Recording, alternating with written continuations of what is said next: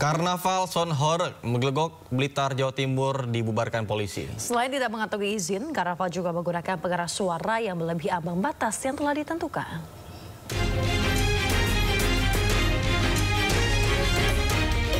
Anggota Polres Blitar Kota menghentikan Karnaval Sonhorek yang mirip diskotik berjalan di Desa Kedaung, Kecamatan Legok, Kabupaten Blitar. Karnaval ini dianggap ilegal karena tidak memiliki surat rekomendasi dari pihak kepolisian. Sebanyak 15 truk kemudian diamankan oleh pihak kepolisian. Ironisnya, banyak sopir dan peserta karnaval dalam pengaruh minuman keras. Para sopir dan truk ini pun langsung diangkut ke Mapolres Blitar Kota.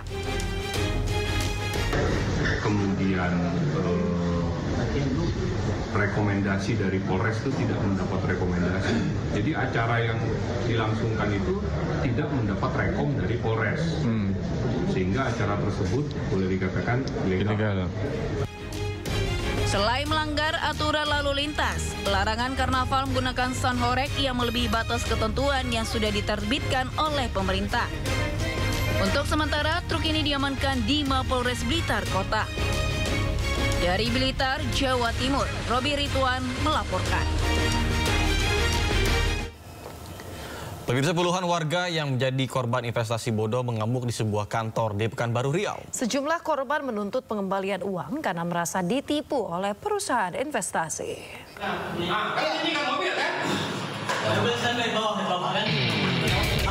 Sejumlah warga yang menjadi korban investasi bodong menggeruduk dan mengamuk di sebuah kantor di Jalan Nenas Sukajadi, Pekanbaru.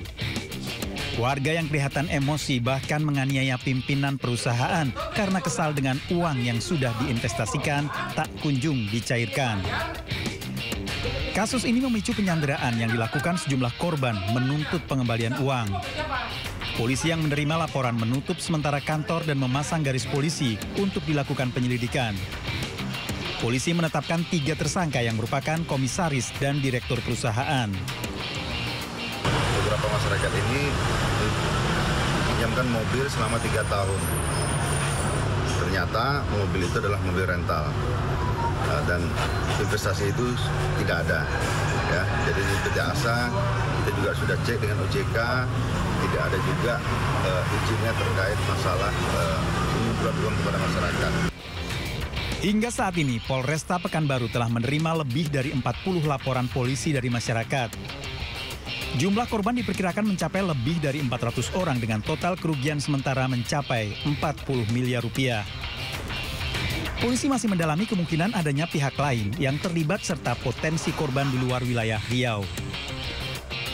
Dari Pekanbaru, Riau, Indra Yusrizal, iNews melaporkan. 3 WNA asal Cina terekam CCTV saat mencuri penghiasan serta uang tunai senilai 4,5 miliar rupiah di sebuah rumah kosong di Tangerang, Banten.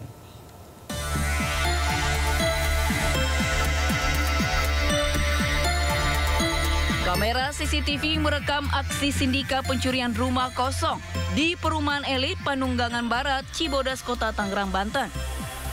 Para pelaku menggasak perhiasan berupa berlian, mutiara, dan uang tunai yang total nilainya mencapai 4,5 miliar rupiah.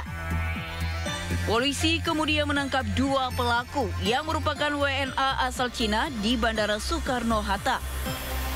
Diduga mereka akan kabur ke negaranya. Sementara itu, 1 orang lainnya berhasil lolos. Yang berhasil diamankan ada 2, namun pelaku dari tangkapan CCTV atau kamera di rumah itu ada 3 pelaku. Kerugian kurang lebih diperkisarkan antara 4,5 miliar. Pelaku yang 1 sudah kembali ke daerahnya atau ke wilayah di negaranya di Wangsa.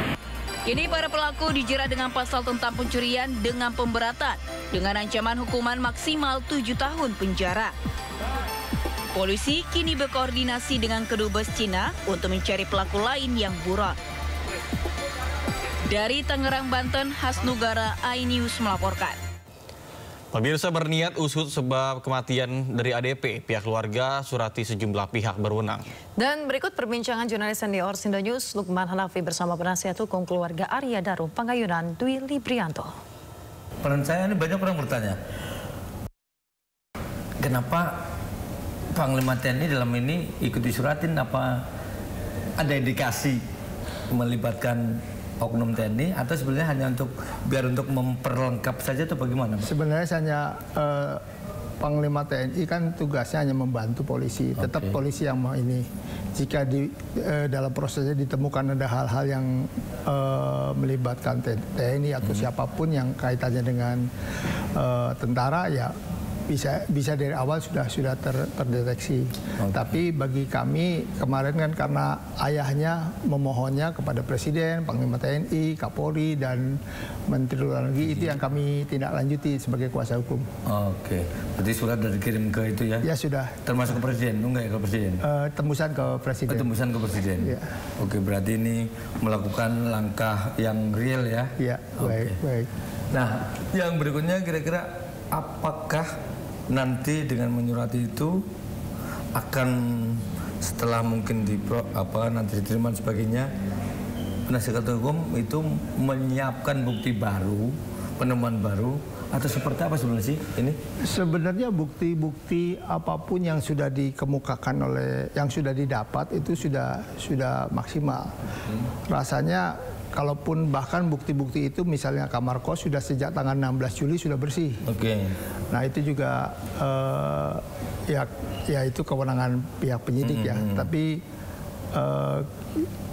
kita sudah gak bisa menemukan apapun di kamar kos lagi. Nah, lalu kami hanya ingin memperdalam kembali apapun yang sudah dilakukan oleh kepolisian. Kami membantu mereka untuk apalagi yang bisa kami bantu untuk bisa mengungkapkan ini, karena menurut kami apa yang sudah kenapa begitu cepat diumumkan bahwa yang bersangkutan mengakhiri hidupnya dengan sendiri keinginannya, dan yang kami agak kesimpulan bahwa Arya Daru itu mengalami burnout. Jadi itu kejadian yang membuat dirinya mengakhiri diri sendiri. Nah itu dalam waktu jam 9 ke bawah sampai itu kita tidak pernah melihat gelagatnya yang bersangkutan. Tidak ada gelagat sama sekali dia mau melakukan bunuh diri ataupun dalam konteksnya namanya burnout. Sumber berita Aktua tersaji lengkap di sini. 7 pelaku dalam kasus Hezbollah meluncurkan belum tahu kini menjadi Sindo Today. Satres narkoba. Hujan deras disertai. Mobil rombongan wartawan. Sindosia. Korban meninggal dunia di Indonesia, 100 orang terluka dalam. Sindo Sore. Kobaran api besar banjir setinggi 7. Hati berjabat tangan dan berbincang akan. Sindo Malam. Sindo News TV Beyond Headline.